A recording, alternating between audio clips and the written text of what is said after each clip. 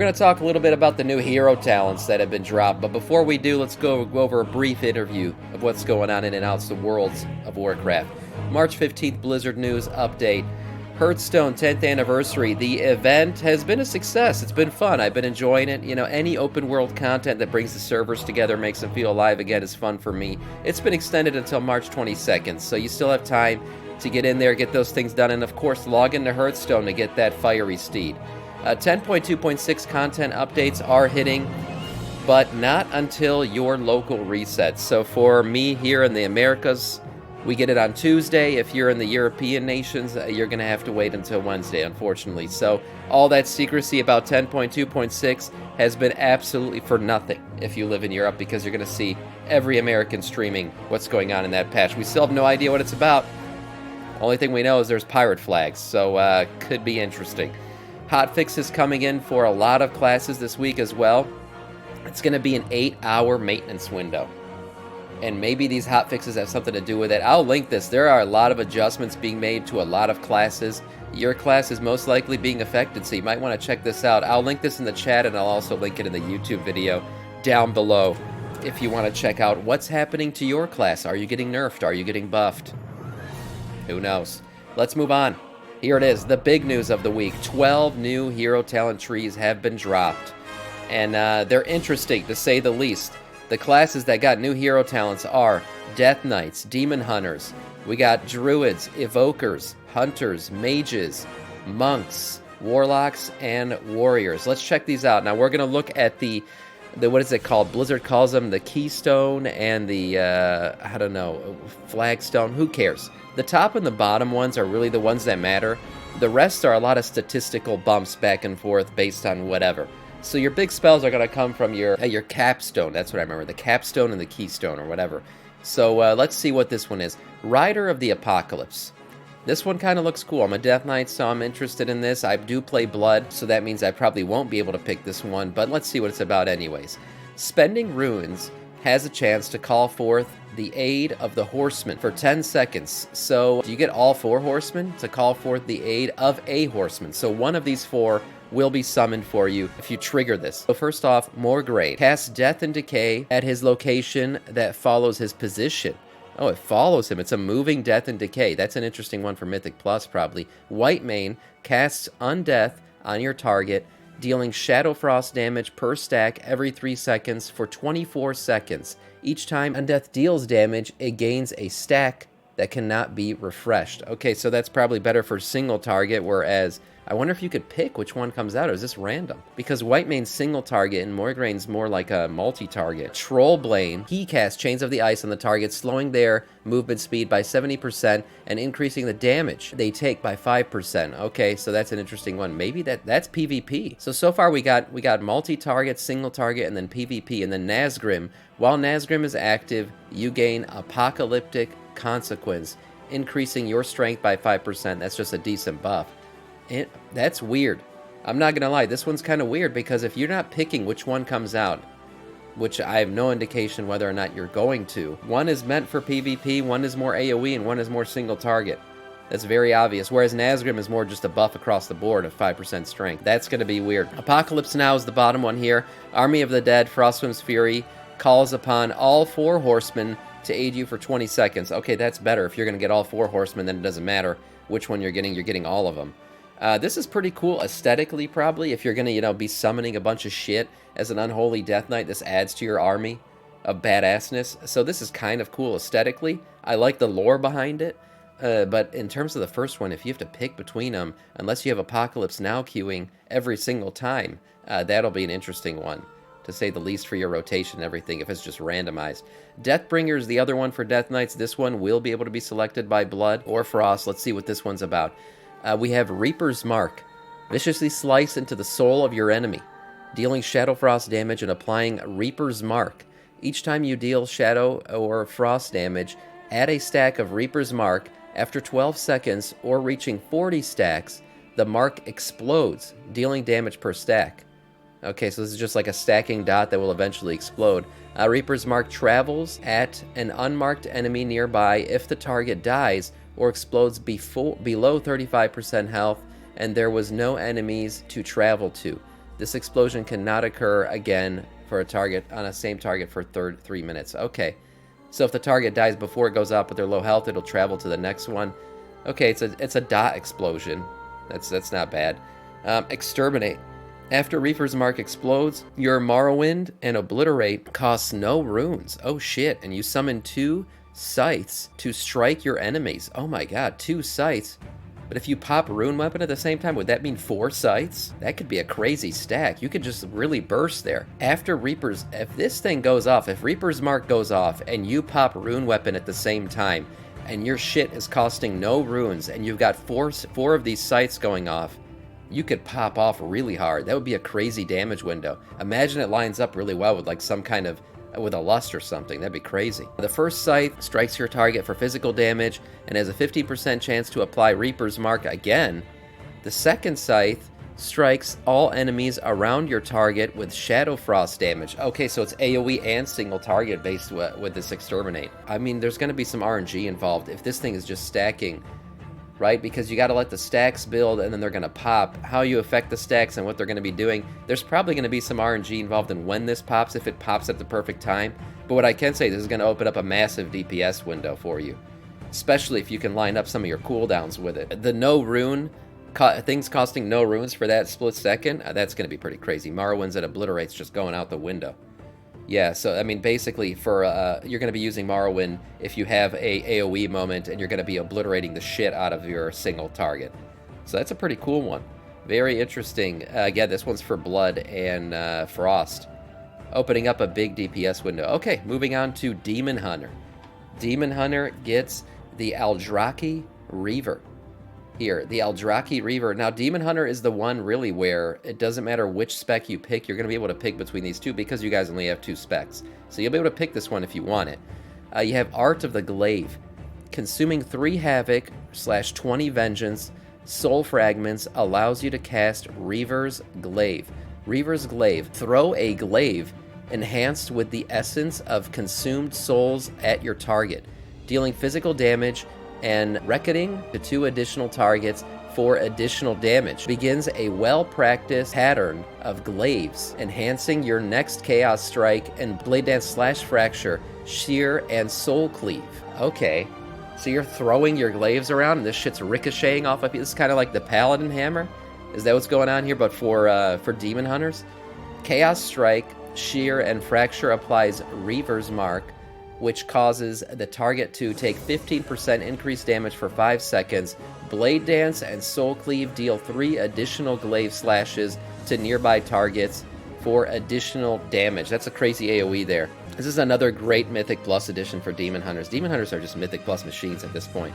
Their movement ability, especially for tanking, their movement ability, their ability to duke out damage. This is a great AoE ability, it looks like. I understand some of this can be used for single target, but to me this sounds just great for AoE. Thrill of the Fight is the bottom one here. After consuming both enhancements, gain Thrill of the Fight, increasing your attack speed by 15% for 5 seconds and causing your next ability to deal 30% increased damage and healing. Damn, I mean, I get that you could take this on both sides, but the increased damage and healing, I think this is a great tanking choice. This has to be a great choice for if you're going to tank. Holy crap, man. Popping off on AoE damage and then an increase of healing of 30%? Shit. Okay, this one seems interesting. Let's see the next one. Druid of the Claw. Okay, Druid of the Claw can be selected by Guardian and Feral Druids. Let's see what this is. Massive Attack. Your auto attacks have a chance to make your next Feroclous Bite / Maw become a massive attack. Okay, massive attack. What is a massive attack? Finishing move that slashes through your target in a wide arc, dealing physical damage per combo point to your target and consuming up to 25 additional energy to increase that damage up to 100%. Hits all other enemies in front of you for reduced damage per combo point spent. That's for Feral. Now if you're a Guardian, you slash through your target in a wide arc, dealing physical damage to your target and additional damage to all other enemies in front of you. So it's a massive AoE. Massive Attack is a massive AoE. Did I hear Feroclous Bite? Yeah, I don't know what I'm saying. I don't know Druid abilities, okay? You tell me what it is. It's Feroclus Bite. Yeah, yeah, ferocious. I don't know. But yes, you druids out there get it. That's a big AoE. So you guys get a massive AoE ability that pops off hard and can get up to 100% increase in your damage. Damn. Claw Rampage is the bottom one here for Feral. During Berserker, Shred, Swipe, and Thrash, you have a 25% chance to make your next Ferocious Bite become a massive attack. Okay, so that goes back up to here. So you have a chance basically to do another massive attack, so another big AoE. For Guardian, during Berserker, Mangle, Swipe, and Thrash, you have a 25% chance to make your next Maul become a massive attack. So you're basically just popping back up. You have an increased chance to pop up and do another massive attack. That's probably one of the least exciting, I'm not going to lie. Bottom stone here, whatever this is. The capstone, cornerstone, whatever you want to call it. All this does is break this proc again. But I guess this just is a massive, this massive attack is just a massive AoE hit. And you can have a chance to proc it even more if you get a shot at it. Yeah, so nice for them. That's great. They could pop off even harder. Cool. I'll be honest, Druid of the Claw, not too exciting. It's an AoE ability. Okay, moving on. Okay, Flame Sharper is a new Evoker talent. This is for Preservation and Devastation Evoker. Okay, let's see what this is. Engulf. You engulf your target in Dragon Flame, damaging or healing them for each of your periodic effects on the target. Effectiveness increased by 50%. Sorry if the music got loud there. Effectiveness increased by 50%. Okay, so you're buffing your effectiveness. Let's see what Consuming Flame does. For Devastation Evoker, Engulf consumes 8 seconds of your fire breath from the target, detonating it and damaging all nearby targets equal to 300% of the amount consumed, reducing beyond 5 targets. So big AoE ability for Devastation Evokers. What about Preservation? Engulfing consumes 8% of your, same as the other, 8 seconds of your Dragon's Breath, detonating it and healing all nearby enemies by 300%. Okay, so it's an AoE heal. So you either get an AoE damage or an AoE heal by consuming the breath that you're going to do, 8 seconds of it at least, and then casting that out, and basically AoE splash ability. A lot of AoE choices here. I'm not gonna lie, like the Death Knight one that we just talked about, the Apocalypse guy, that one seems okay. Even though I don't know if you're gonna be able to make a choice, but it's both AoE and single target. There's both chances that both are gonna happen, or one is gonna happen. So far, a couple of these that we've gone over are strictly AoE. So they're going to be like Mythic Plus choices, while the other choice, I guess, is going to be single target, and that's where a lot of these choices are going to come down to, which is interesting. So, I mean, you might be switching between them based on if you're raiding or doing Mythic Plus content. Who knows? But that's another one. Evoker's getting some AoE abilities there. Okay, we got Hunter Pack Leader. This is for Beast Mastery and Survival Hunters. Let's see. We got Vicious Hunt here. Kill command prepares you to viciously attack in coordination with your pet, dealing additional physical damage with your next kill command. Okay, so you're attacking in coordination with your pet, dealing additional physical damage. Okay, well, how much additional, though? They don't give us a percentage or anything. Okay, what does Pack Assault give us? Vicious Hunt and Pack Coordination now stack and apply twice, and are always active during Call of the Wild for Beast Mastery, or Coordinated Assault for Survival. How much is this boosting you? I understand you're doing coordinated attack, so it's a damage boost in that window when you're in Vicious Hunt / Pack Assault at the bottom here, but I wonder what the boost is. Blizzard is preparing to remove the AoE cap? That Dragon one that we just went over, the Evoker one, did say that beyond 5, it was just a decrease in damage, beyond 5 targets. So I don't know if that means they're removing the AoE cap, but it didn't say that it can't go beyond 5 targets, so I guess we'll have to wait and see. I wish they would remove the AoE cap. I think it's dumb as hell, DK Myth, so I guess we'll see. I don't know how to feel about these two. It depends on how much of a damage boost this is for the Hunters, because it is a damage boost window. It looks like, in essence, it's a mini Lust, you could say, right? It opens up a mini Lust window where you're doing this coordinated attacks with your pet, but I wonder how much of a percentage of a boost this is. Moving on. Spellbringer for Arcane and Frost Mages. Here we go. For Arcane, you get Splintering Sorcery. When you consume Nether Precision, conjure a splinter that fires at your target. Okay, for Frost, when you consume Winter's Chill, you conjure a splinter that fires at your target. Okay, what is a splinter? Splinter, here it is. Conjure raw magic into the shape of a projectile. Okay, so it's not a pet, it's just a giant, it's like the giant crystal that Ice, for right now, Frost can summon. Splinter embeds itself into the target, dealing additional damage over 16 seconds. This effect does stack. So it's a stacking dot, essentially. So you can get a bunch of splinters into your target, and that shit starts to tick pretty hard. Okay, interesting. And it works the same way for Arcane or Frost. It's just a difference in what basically procs it. It's Nether Precision for Arcane and Winter's Chill for Frost. Splinter Storm is the bottom one here. Whenever you have 8 or more active embedded splinters, you automatically class Splinter Storm at your target. So you get 8 stacked dots, it procs Splinter Storm. What is Splinter Storm? It recalls all embedded splinters to you, dealing their remaining periodic damage instantly. So it takes the dots and then makes them pop real hard. So basically everything that's left in them pops all at once. After a brief delay, unleashing a devastating barrage of splinters, dealing damage to your target for each splinter in the Splinter Storm. Okay, 8 or more active. So if you can hold off on this proc, is there a limit on how many of these you can put? I don't see a limit here. I'm sure there will be a limit at some point, or maybe based off cooldowns, you can only stack so many of these dots at once. But if you have at least 8 or more, so if you basically if you have more than 8, this is going to pop even harder. And it's going to basically pop all the dots at once and then unleash another barrage of splinters at the target. For Arcane, Splinter Storm grants you clear casting, and for Frost, Splinter Storm applies Winter's Chill to its target. Interesting. Oh, giving you clear casting, though, that's going to open up a big damage window for Arcane. Damn, so you just be popping that off. Okay. I don't know. It depends on how much damage this thing's going to do. That's probably what this is going to come down to. How much damage is it going to give you? It's a pretty nice, it looks like single target. I didn't see these dots applying to multiple. This is a pretty big, single target damage dealing ability. Nice single target. Here we go. Shadow Pan for Brewmaster and Windwalker Monks. Let me smack shit in large quantities for the same amount throughout the pack. Yeah, no, I wish. I love AoE, and I hate the fact that they kind of limited it. I totally agree. Overwhelming Fury. Here it is. Dealing damage equal to your maximum health generates a flurry charge. For each 400 energy you spend, unleashing all flurry charges as flurry strikes, dealing physical damage per charge. Okay, so you charge this up. That's what it is. You charge this up and then you pop it off. It's kind of like a dot, but not really. You're just building up stacks and then unleashing it.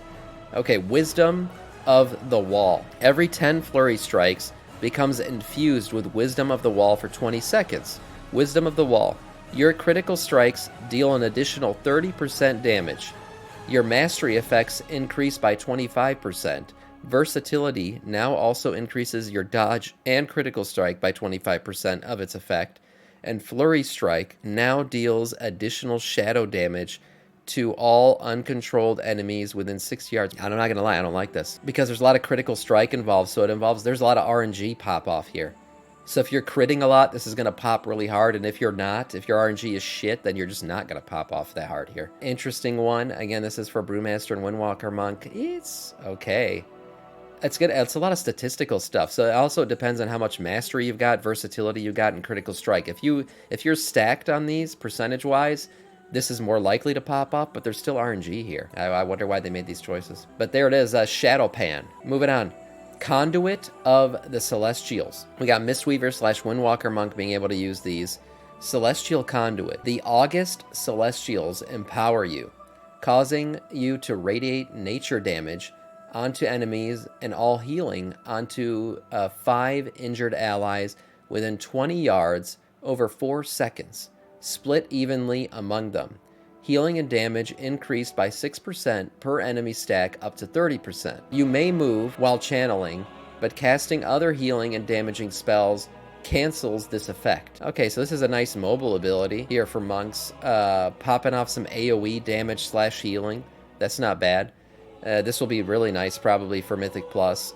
In terms of healing, it could be really good for Raid too. Unity Within. Celestial Conduit can be recast once during its duration to call upon all of the August Celestials to assist you at 200% effectiveness. Unity Within is automatically cast when Celestial Conduit ends, if not used before expiration.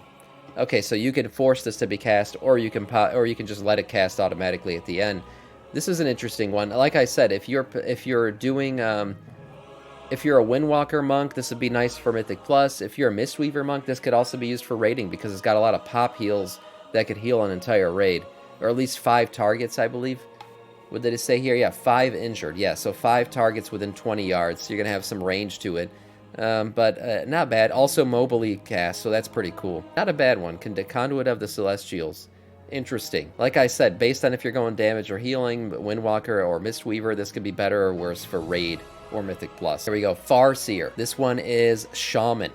Yes, for Elemental or Restoration. Let's see. Call of the Ancestors. That's actually a cool name. Call of the Ancestors. Elemental. Primordial Wave calls an ancestor to your side for 6 seconds. Restoration, you have Unleash Life that calls an ancestor to your side for 6 seconds. Whenever you cast a healing or damaging spell, the ancestor will cast a similar spell. It's better actually than Mirror Image. I was going to say it's like Mirror Image, but Mirror Image, they just cast Frost Bolts or whatever. And then this one is going to be casting a mirror of what you're casting. It's kind of like Rune Weapon, actually, more than Mirror Image, I should say. Because Rune Weapon just casts, double cast whatever you're casting. That's what this is. This is essentially a Rune Weapon for Shamans. Okay, let's see what Ancestral Swiftness is here. Your next healing or damage spell within 10 seconds is instant and deals 10% increased damage and healing. If you know Nature's Swiftness, it is replaced by Ancestral Swiftness and causes Ancestral Swiftness to call an ancestor to your side. Makes things an instant cast, so it's like a Presence of Mind, increased damage though, so it's better than Presence of Mind. Plus, you're getting the Rune Weapon buff. Okay, not bad. That's kind of cool. You're summoning a little spirit beside you that's going to mirror your casts. Like I said, it's basically Rune Weapon, but with a cooler animation. You're going to get an actual, spirit next to you casting shit. And then Ancestral Swiftness buffs it, increasing 10% of its damage/healing. There we go. Hellcaller for Warlocks. We have Affliction and Destruction being able to choose from these. Let's see these. So far, Warlocks have gotten the W when it comes to these things. Let's see how Hellcaller looks. Wither is the first ability. For Affliction, it replaces Corruption, and for Destruction, it replaces Immolate. What does it do? It bestows a vile malediction upon your target during the sinew, burning the sinew and muscle of its host, dealing Shadow Flame damage over 18 seconds. Okay, so you get 18 seconds of burning dot on them. Let's see what Malevolence does here. Dark magic erupts from you and corrupts your soul for 20 seconds. That sounds badass. Causing enemies suffering from your wither to take Shadow Flame damage and increase its stack count by 3. Affliction. While corrupted, your active withers are acute and are increased by 10%, and Malic Rapture grants an additional 1 stack of wither to your targets affected by unstable affliction. Okay, so it buffs it. It's up a 10% buff. Destruction. While corrupted, your active withers are acute, and your haste is increased by 10%. So this gives you a 10% increase on haste for both. And Chaos Bolt grants you 1 additional stack of wither. So it grants another dot. So both of these will basically apply another dot, give you a 10% buff on haste. That's what that does. This is a 20-second window here on this. And so this is a dot. This is a dot that can be buffed. That's what this is, if I'm going to summarize it in a shitty way. So that's what Wither is doing. The description of it sounds pretty cool. But again, what was it? Diabloist was the one we read before. That one was amazing. That's the one I'd pick. But this one has to do, if you're Affliction, you won't be able to pick that one. So there it is for Warlock. Next, we are moving on to Slayer. I believe Slayer is the last one here. Yeah, Slayer is the last one. So we got Slayer. Okay, for Arms and Fury Warrior. Let's see how this goes. Slayer's Dominance. Your attacks have a high chance to overwhelm your target's defenses and trigger a Slayer Strike, dealing low damage and applying a mark for execution, increasing the damage they take from your next execute by 10%. This is a nice buff for single target. Stacks 3 times. Okay, so the big single target damage buff. Single target damage boom. Unrelenting Onslaught is the bottom ability here. When you execute a target that you've marked for execution, you reduce the cooldown of Blade Storm by 5 seconds per stack of the marked for execution and apply stacks of Overwhelmed equal to the number of stacks of marked for execution the target had. Jesus Christ. That's tough to read. So you add more stacks. That's what it is. You get more, and you also reduce the cooldown of Blade Storm. So you could pop Blade Storm a bunch of times. So this in essence is really nice for single target, but then this also makes it a multi-target because Bladestorm is obviously an AoE ability. So you can pop off even harder here on AoEs because you could just keep popping off on Bladestorm, reducing its cooldown over and over. So this is pretty nice. Pretty nice. This one, Slayer actually looks like a good one for Warriors. I'm not going to lie. This looks like a good one for Warriors. Popping off hard on single target and then giving Bladestorm cooldowns resets for AoE. Nice one for them, and again, this one goes for Arms and Fury Warriors. Interesting stuff. Some of these seem like W's, some of them seem kind of weird, I'm not going to lie, but all of this stuff, they're taking a lot of feedback on it. This will be what betas and alpha is all about, honestly. So we'll see how these things go forward and how much they change.